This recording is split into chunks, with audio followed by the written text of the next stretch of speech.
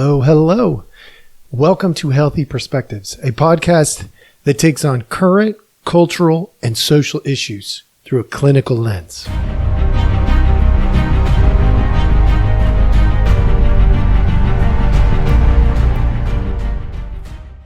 Hello, hello. All right, welcome back. For those of you who are brand new, welcome for the first time. We appreciate you taking time out of your day to spend it with us.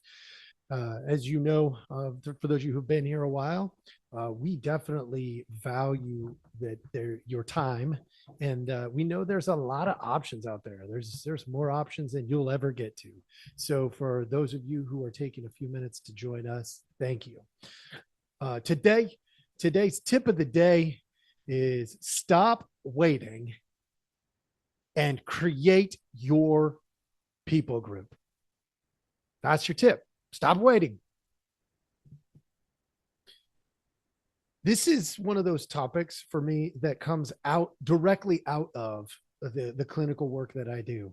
Every once in a while, there's trends. There's trends in the clinical world, just like there is in everything else.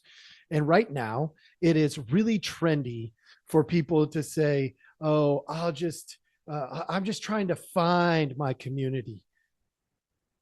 But that isn't going to work. I've spent a lot of time recently talking to people about, the idea of finding your community. And the truth is, I know why that's happened, because we are naturally relational, tribal, communal, like we want to be with other people. And right now, for some reason, there's this greater push culturally to connect that we haven't seen in quite a while. And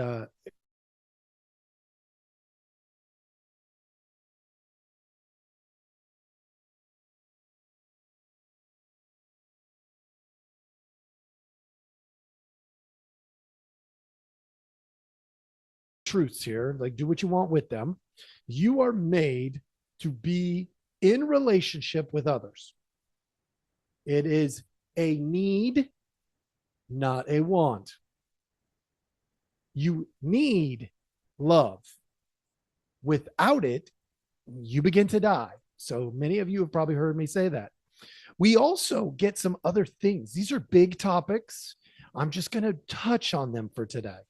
All right. And if you want more, ask me. We dig in on this, dig in on that, whatever. And I am happy to do that. I occasionally get, notes that say, "Hey, can we do this?" Some people have been like, "Hey, can you bring back the questions for Jeremiah section?"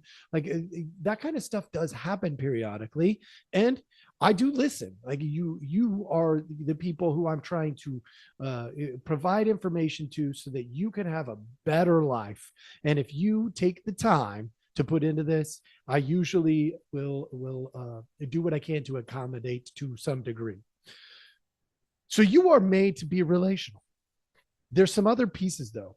Identity. Your identity comes from reflection, projection, and feedback.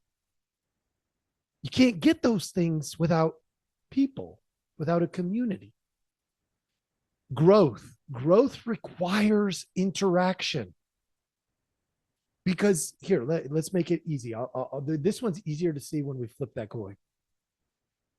When you don't have interaction, decay begins. You begin to wither and die, which means only in connection can we grow. Can we manifest into or self-actualize into our best version? Moral framework.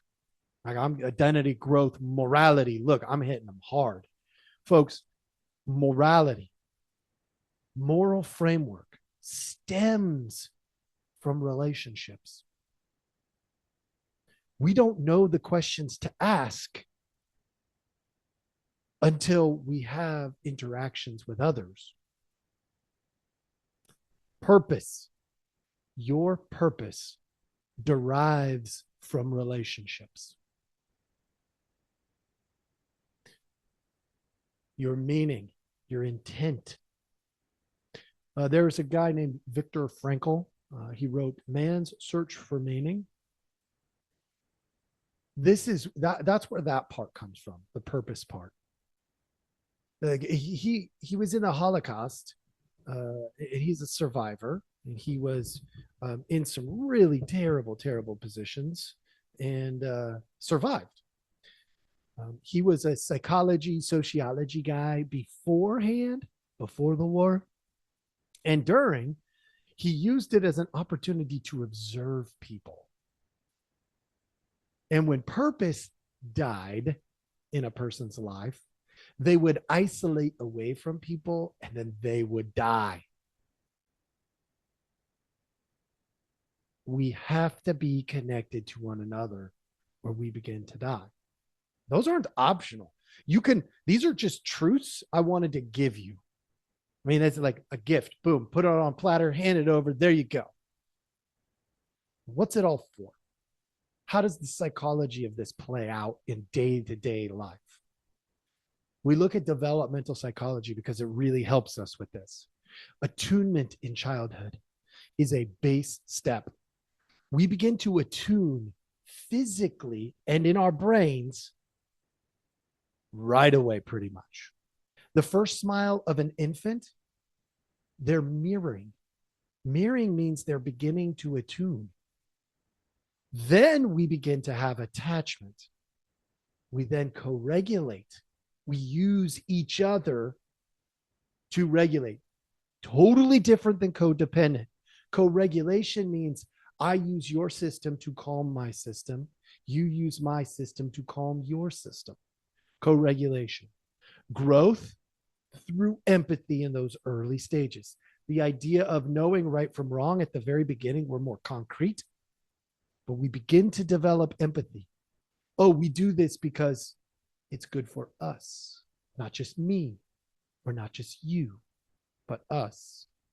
That's usually taught by an adult to a child. And then we begin to form identity, ways in which our uniqueness flourishes within the dynamic. And we start to then define our purpose through narrative. I am the kind of kid who likes to run around and play. I'm the kind of kid who likes to read books. I'm the kind of kid, and fill in the blank. Social groupings then tailor our identity. We will not trim identity pieces without that loop of safety and comfort of others and ourselves. That's where the boundaries come in, in that social grouping setting. Then culture then is once we think of others as important, then we can create culture. Now, I went through that super fast. Each of those things is like an entire semester in college, if you got a good professor. If you don't, it's probably 3 semesters in college. Why am I talking about this today? I'm talking about this today, folks, because young adults, I'm watching over and over, and adults are regressing. From what I can tell, we have a regression. We are they need community, but since they can't find it, they're isolating. And what happens when we isolate? We begin to decay. We begin to die. And people are using this, but I can't find my community. I know, I hear it in my sessions. And there's too many people saying, I can't find my community. And they're waiting to find one they can fit into, rather than taking the time, energy, and resources to create a group. Now, creating a group is not easy. There is nothing easy about it. It takes a courage, because you will be rejected by some. But there comes a point, Some of you have seen me play this a long time ago. The first follower. Everybody who starts a group has to have a first follower. That next person who says, "Oh man, this is pretty good. I think we might have something here." And then other people are like, "Well, what do you got?"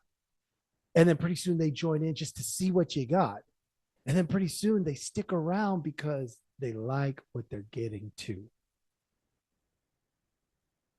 Too many people are trying to fit into a group rather than create a group. And the unfortunate aspect of that is that there aren't enough healthy groups to join. Everybody goes, they go to work, then they do their thing with whoever, and then they go home. And you get these didactic one-off relationships. And so the group concept is fading. Adults are regressing because of this. Young adults are regressing because of this. Kids don't know where to go because our adults are doing this.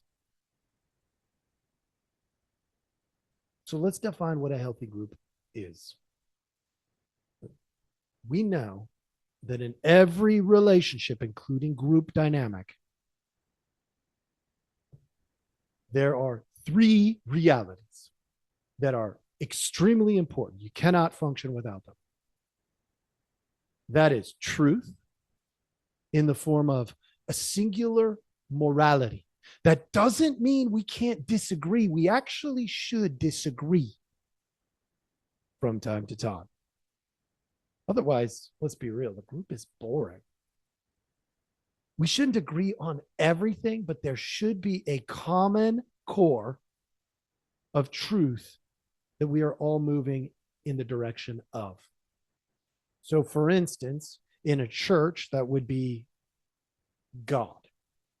Outside of a church, in the secular world, the truth would be we are relational and we need social groupings. Understand they don't accomplish the same thing.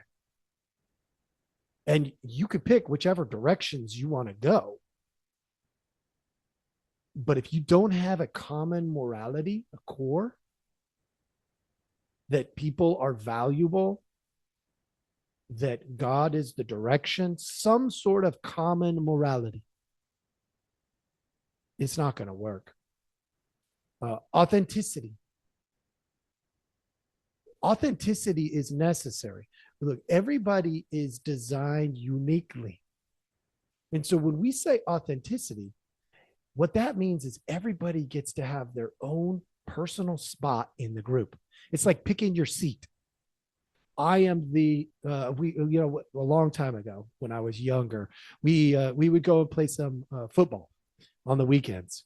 We were young and wild and crazy. We played tackle football with no pads. It was great. But there was one guy, this scrawny pipsqueak of a guy, and he was awesome. Everybody loved this guy. He was called Cone Man. Any guesses as to why? Because he brought the cones.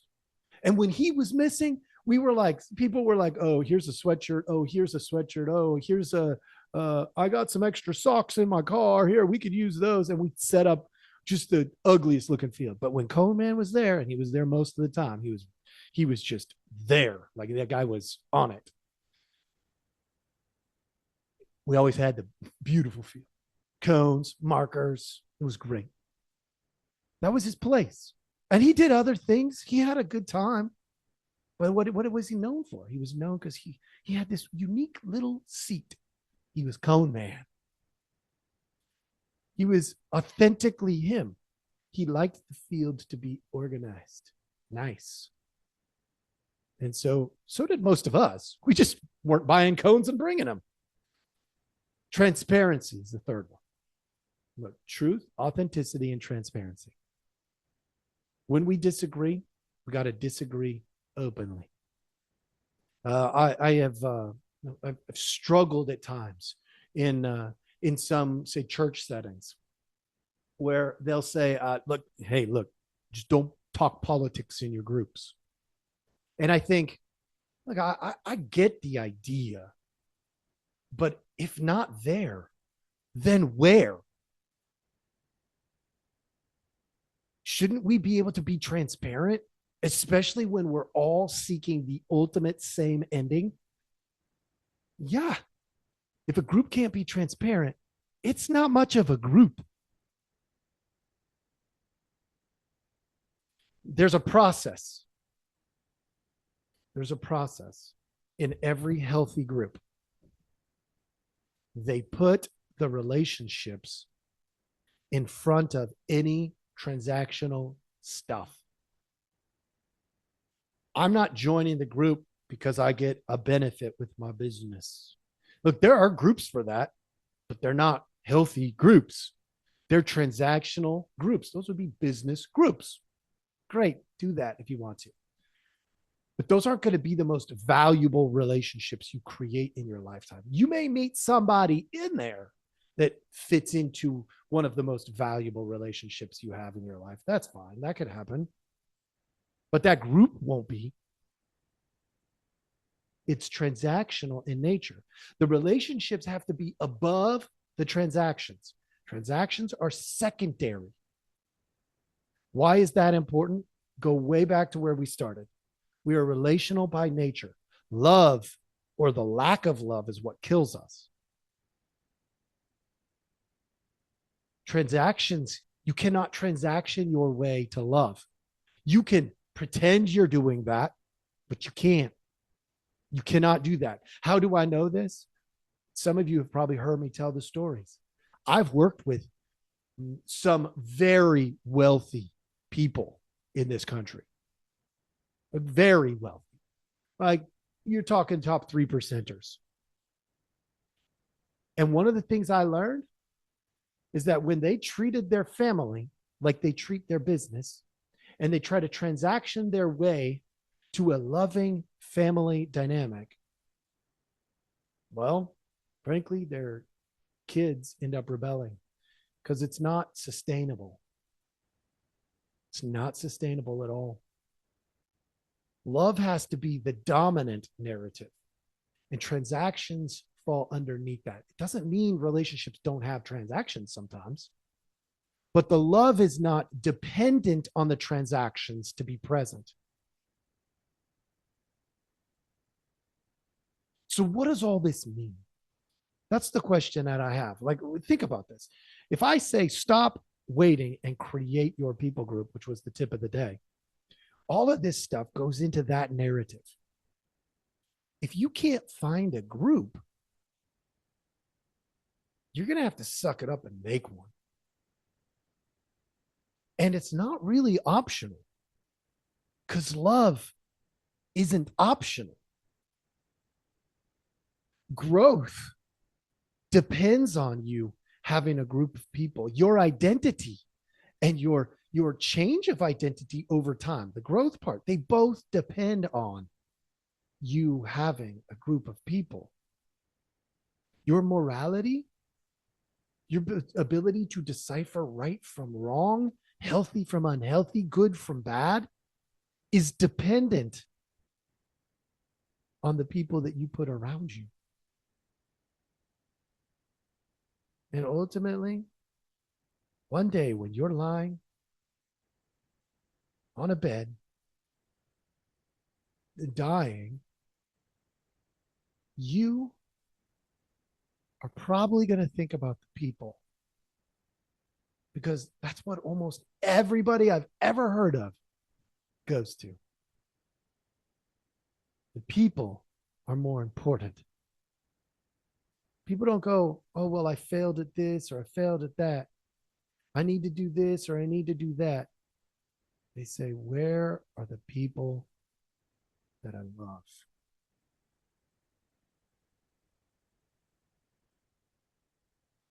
That, my friends, is why we got to stop waiting.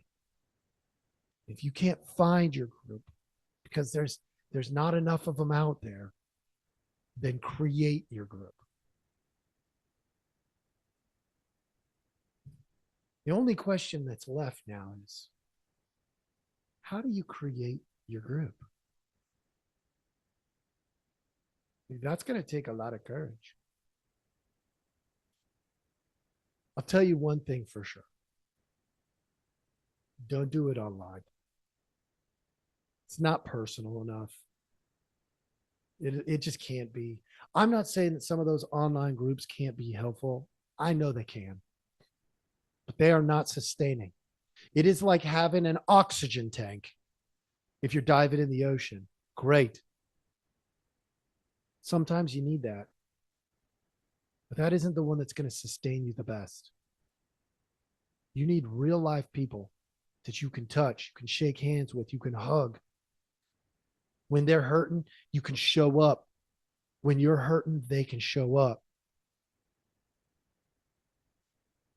So what I would say is look at what you have already.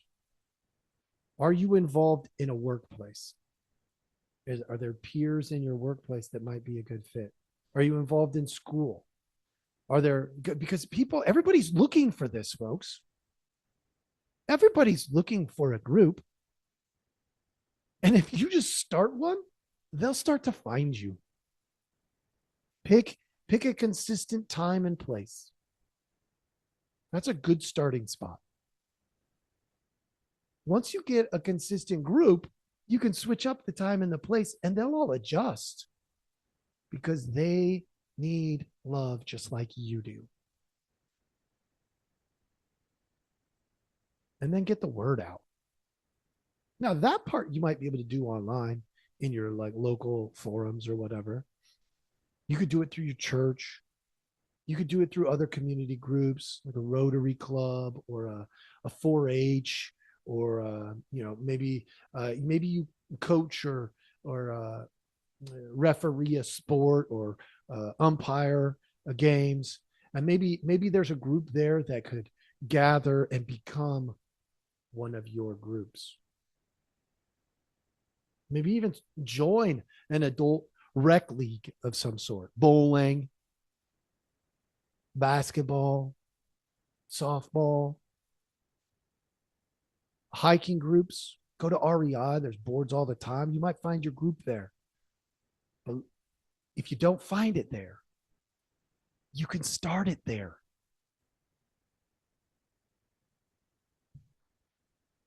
Don't wait. Don't stand around looking for years only to find out that what you should have done was start one years ago. And if you're in that place where you've been looking and you can't find one, and you've been looking for years and now you feel bad because you're like, oh, I should have done this. Don't wait. Get on it. Do it today.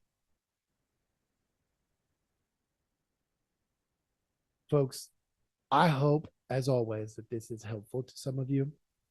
I know it's a common theme coming up in my current practice, which means maybe this is reflective of the greater community, like the nation or the world.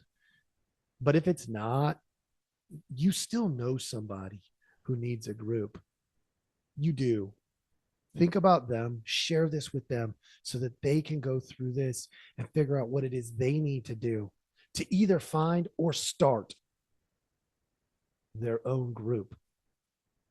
I hope this was helpful. Thank you so much for joining us, and I hope you have a wonderful day.